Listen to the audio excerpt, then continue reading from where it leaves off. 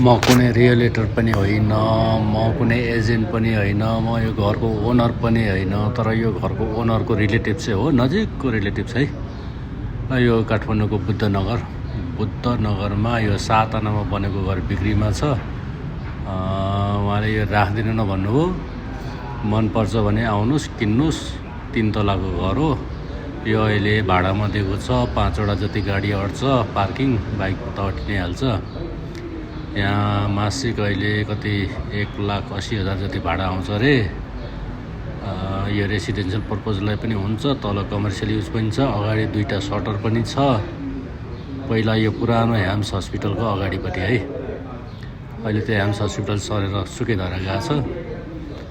तपाईँहरूलाई बुद्धनगरतिर चाहिँ घर चाहिएको छ भने यो 7 आनामा बनेको 3 तला घर भाडा आउने सम्पर्क गर्नु होला। मलाई सम्पर्क गर्नु, डाइरेक्ट नम्बर दिन्छु, बसेर कुराकानी गर्नु। उहाँले चित्त बुझ्यो भने फ्रीमै दिनुभएछ भने पनि आई डोन्ट माइन्ड। तपाईँहरूलाई चित्त बुझ्यो भने करोडौँ, 10औँ करोड, 20औँ करोड हाले पनि आई डोन्ट माइन्ड। ओके, हेर्नुहोस् त घर चाहिँ कति वर्ष पुरानो होला। आई थिङ्क 20 वर्ष भयो कि 20 वर्ष त भयो होला। लक्का जमान घर होला।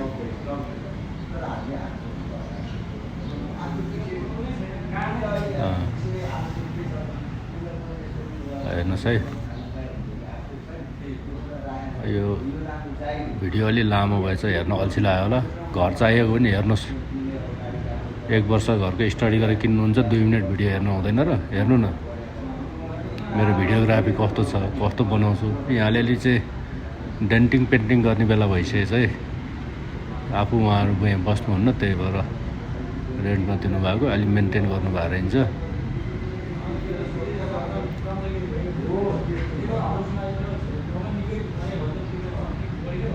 सधैँ घाम चाहिँ लाग्दैन है, दिउँसो मात्रै लाग्छ।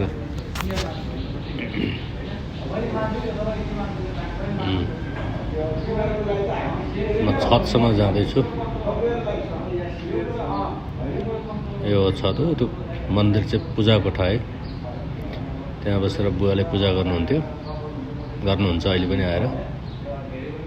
मजाको पूजा कोठा छ, ओपन छत। शान्ति नै घरको ग्यादरिङ त यहीँ अट्छ। यसलाई रुफटप रेस्टुरेन्ट बनाए पनि हुन्छ। अब बुद्धनगरमा 7 आना जग्गामा 3 तले घरको रेट आफै निकाल्नुहोस् अनि उहाँसँग डिल गर्नुहोस्। सिरियस बायरले चाहिँ सम्पर्क गर्नु होला, म नम्बर पठाइदिन सक्छु।